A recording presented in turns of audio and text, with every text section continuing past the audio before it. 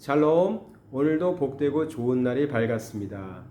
한 해를 마무리하면서 우리가 신앙생활을 어떻게 잘 살아왔는지 점검하는 시간을 지금 계속 갖고 있는데요. 오늘은 우리의 신앙생활 중에서 나눔과 섬김이라는 제목으로 말씀을 나누려고 합니다. 신앙에 있어서 기도생활, 말씀생활, 예배생활에 대해서 우리가 나누었죠.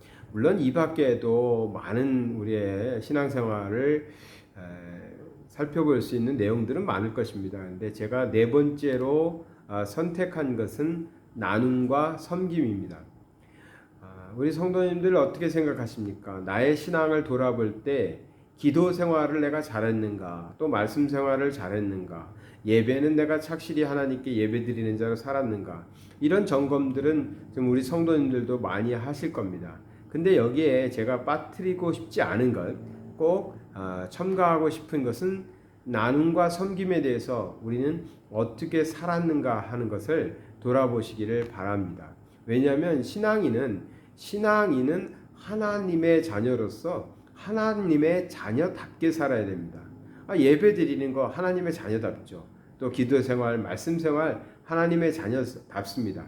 그런데 말씀대로 살려면, 말씀대로 우리가 삶을 살아가려고 한다고 하면 다른 사람들을 돌아보게 되어 있습니다. 다른 사람들에 대한 나눔과 섬김이 따라오게 되어 있다는 것이죠.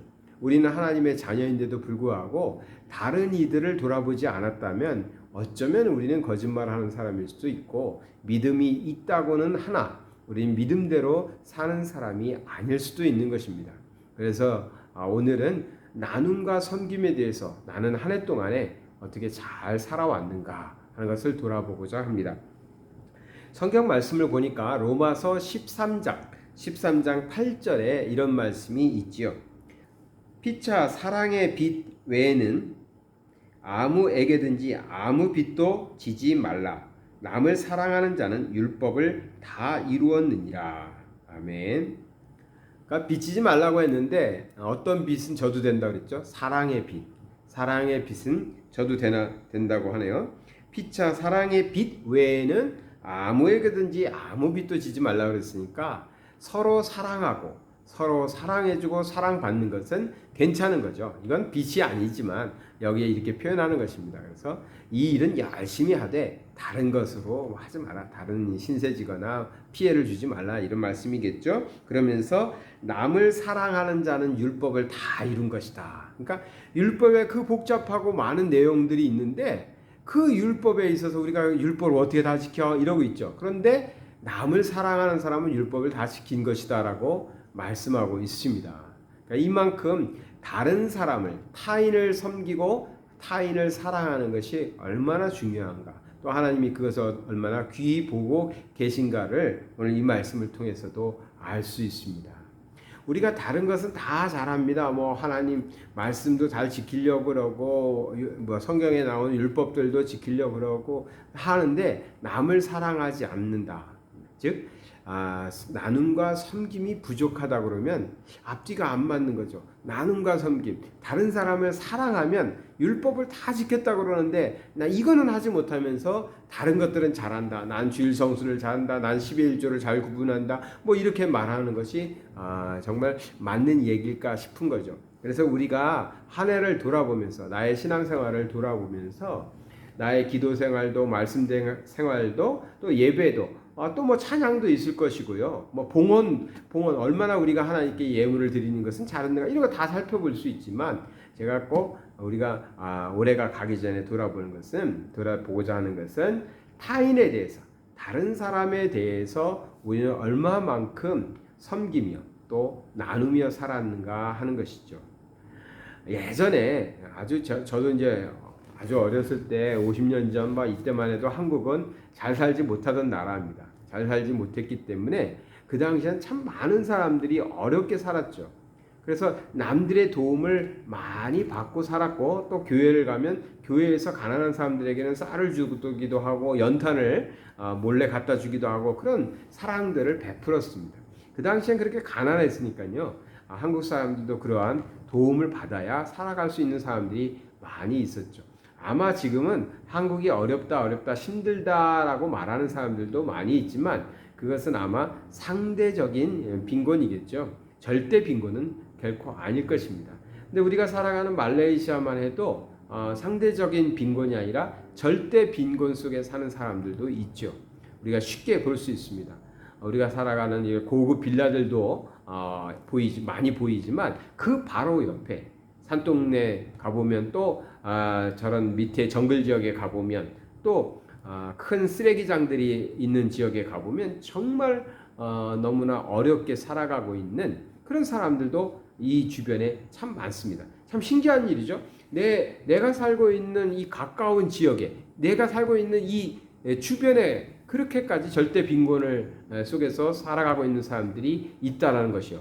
저렇게 아파트에 보면은 고급차들이 많이 있고 사람들도 큰 집에 사는 사람들도 저렇게 많은데 바로 그 옆에 한국은 그렇지 않죠. 한국은 지금 잘 사는 사람들은 잘 사는 사람들만 모여 살고 가난한 사람들은 또 가난한 동네에 모여 사는데 우리가 살고 있는 이 말레이시아 이 코타키나바루는 참 그런 면에서 많이 섞여 있어요. 물론 서로 이렇게 잘 만나고 교제하고 이러진 않죠. 이러진 않지만 우리가 눈을 돌려서 보면, 눈을 떠서 살펴보면 참 우리 주변에 어려운 사람들도 많이 있죠. 꼭 이렇게 경제적으로 물질적으로만 어려운 사람을 얘기하는 건 아니죠. 나눔과 섬김이라는 것은 우리가 해외에 나와서 교민으로 살아가면서 얼마나 외롭고 힘들게 사는 사람들도 많습니다. 물질이 아니라 다른 부분에 있어서 힘든 분도 많이 있죠. 남의 나라에서 산다는 게 결코 쉽지는 않죠. 그럴 때에 또 우리가 그리스도인으로서 또 한 형제 한 자매로서 서로 돕고 섬기고 위로해주고 이러한 삶이 매우 중요하고 힘이 되겠죠. 나는 얼마나 1년 동안 그렇게 다른 사람들을 살펴보면서 돌아보면서 살았는가. 우리는 하나님을 사랑한다. 또 하나님을 사랑하기 때문에 교회도 잘 섬기고 이렇게 합니다. 근데 하나님께서 제가 너무 그렇게 말하는 것 같긴 한데 하나님께서 우리가 하나님께 돌려드리는 그러한 것을 통해서 하나님이 과연 하나님이 뭐가 부족하시겠어요? 하나님 입장에서 보면 하나님은 항상 넉넉하시고 풍요로우시거든요. 그렇기 때문에 하나님께 우리가 직접 무엇을 한다, 또 교회에 무엇을 해서 교회를 아름답게 짓고 크게 짓고 이거 다 좋은데 그것이 우리 입장에서는 굉장히 큰 헌신과 굉장히 큰 물질이 들어간다 할지라도 하나님이 보실 때는 그게 큰 의미가 있을까? 하나님 입장에서는 몇백억짜리 교회, 몇천억짜리 교회를 진 것과 몇천만 원짜리 예배당에서 예배를 드린 그 차이가 클까요? 우리 입장에서 엄청 크게 느껴지는데 이 만유의 주제시고 만유를 다스리고 이 세상 모든 것이 하나님 것인 우리 하나님 입장에서는 그 차이는 없을 겁니다. 제가 볼 때는 단연코 크지 않다고 크지 않은 게 아니라 거의 차이가 없을 거라고 생각합니다. 우주를 생각해 보세요. 하나님은 우주를 만드신 분인데 고작 사람들이 만든 건물의 크기? 별거 아닐 겁니다. 근데 우리가 느끼기에 어떤 것은 굉장히 화려하고 크고 위대해 보이지만 어떤 거는 초라해 보이겠죠. 하나님이 보실 땐 별거 아니라는 거죠. 근데 우린 거기에다가는 정성을 쏟고 물질을 쏟는 것을 아까워하지 않죠.